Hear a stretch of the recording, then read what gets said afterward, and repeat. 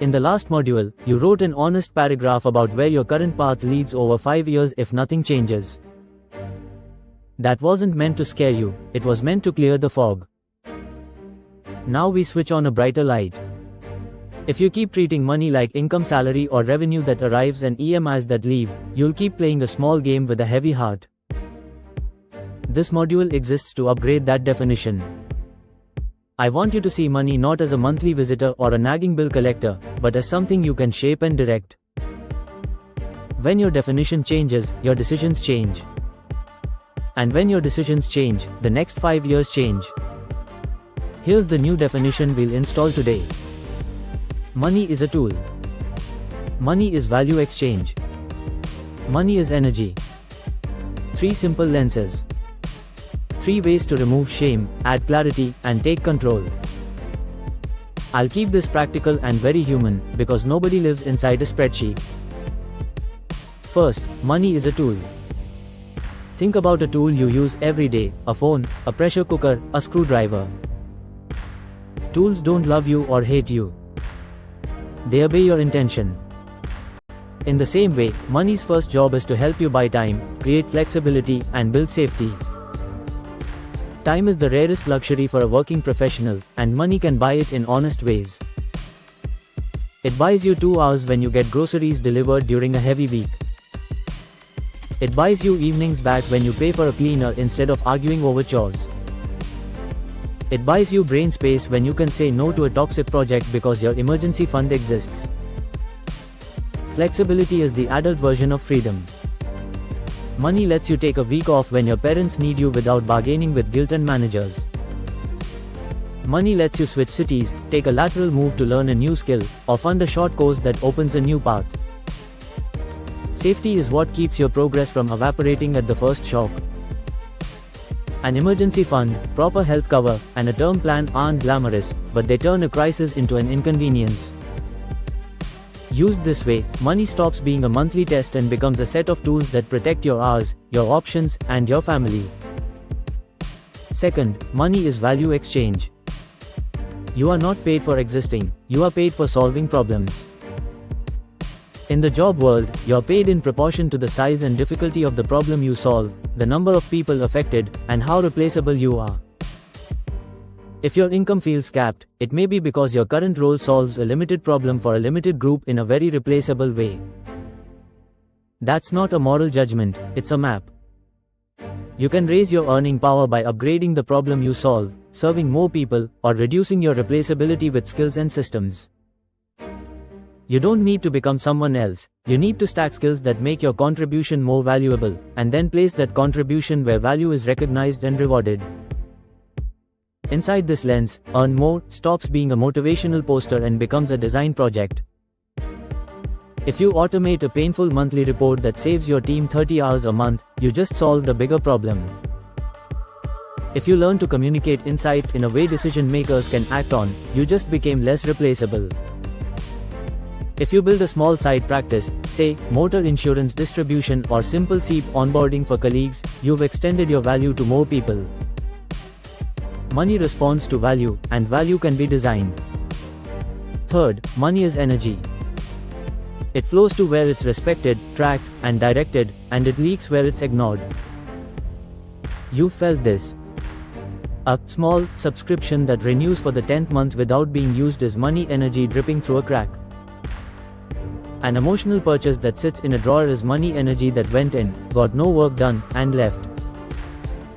On the other hand, 1 hour spent consolidating your subscriptions, cancelling 3 you don't use, and bumping your emergency fund by that exact amount is energy redirected to your future. When you solve a real problem for your company or your clients, and you negotiate fairly for it, energy flows in. When you mindlessly fill cart after cart because a feed told you to, energy flows out. This is not about never spending. It's about spending with intention so the energy you release comes back multiplied, not evaporated.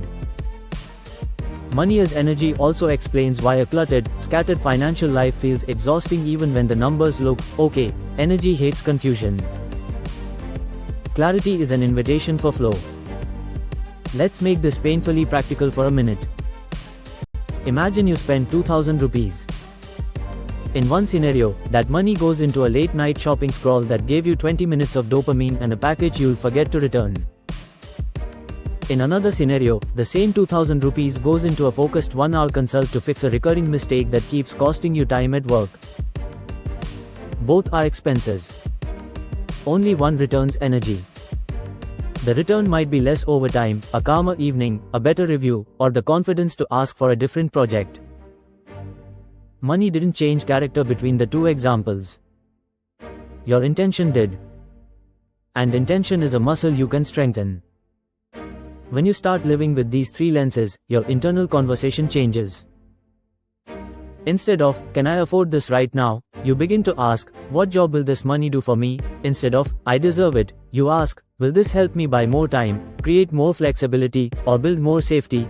Instead of, "I need to save more," you ask, "Where can I increase the value I deliver so my income reflects it?" Instead of, "I feel broke," you ask, "Where is my money energy leaking? And what one rule will plug this today?"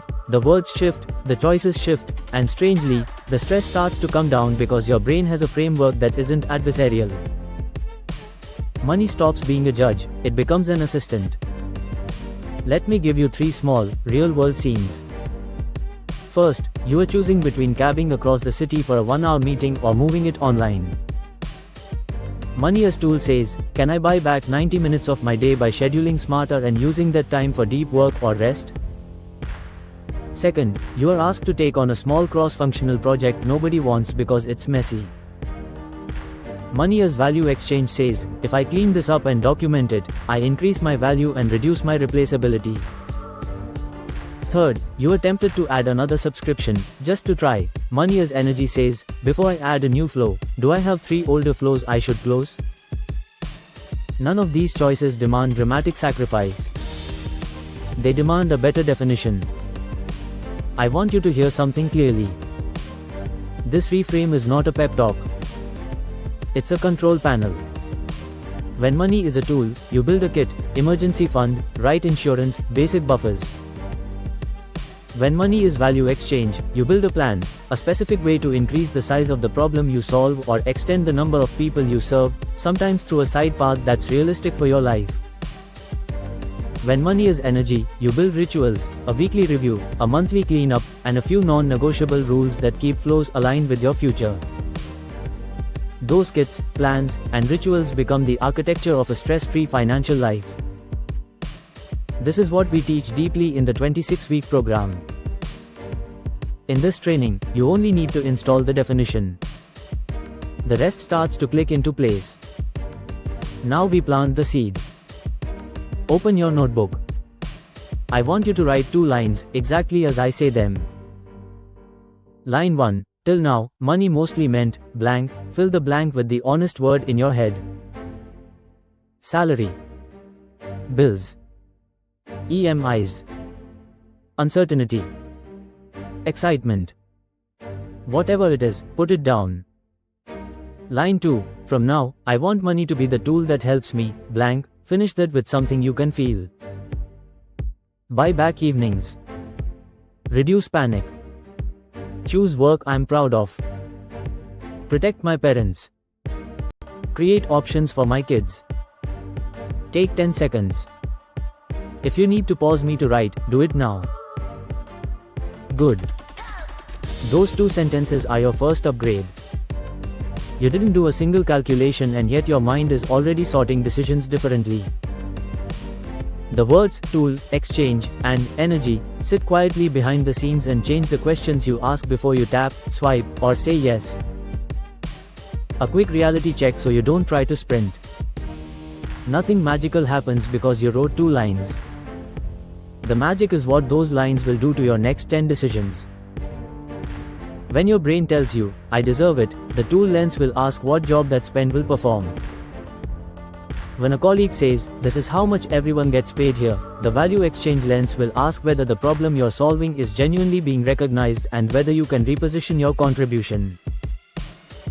When you feel that familiar itch to buy peace after a rough day, the energy lens will ask whether a walk, a call with a friend, or closing 3 tabs is what you actually needed. This is not restriction. It's precision. You might already be wondering how this connects with the practical work we'll do next.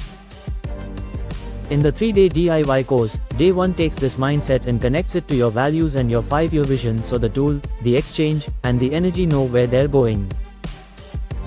Day 2 uses it to make sense of your expenses and debt, so you stop accidental leaks without living like a monk. Day 3 uses it to choose an income path and align your early investment moves with time horizons, so the energy you earn actually compounds. The seed you planted today gets fully watered there. But even inside this short training, you'll feel the shift. Before we close, picture one upcoming decision in your week that usually happens on autopilot. Maybe it's a Friday night order, a quick gadget, a yes to a task that steals your Sunday, or a mindless renewal. Run that decision through the 3 lenses. If money is a tool, does it buy you time, flexibility, or safety? If money is value exchange, is this helping you deliver more value or just filling space? If money is energy, does this create flow toward your future or leak it into noise?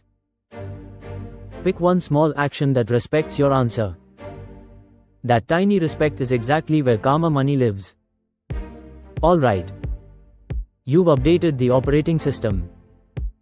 In the next module, I'll give you one practical lens you can use immediately in daily life so this definition turns into visible choices. We'll start with EDL light, essential, discretionary, and luxurious, so you can look at your last 30 days without guilt and see exactly what's aligned with your future and what isn't. Bring your notebook and bring your honesty. 10 minutes from now, your spending will make more sense than it has in years.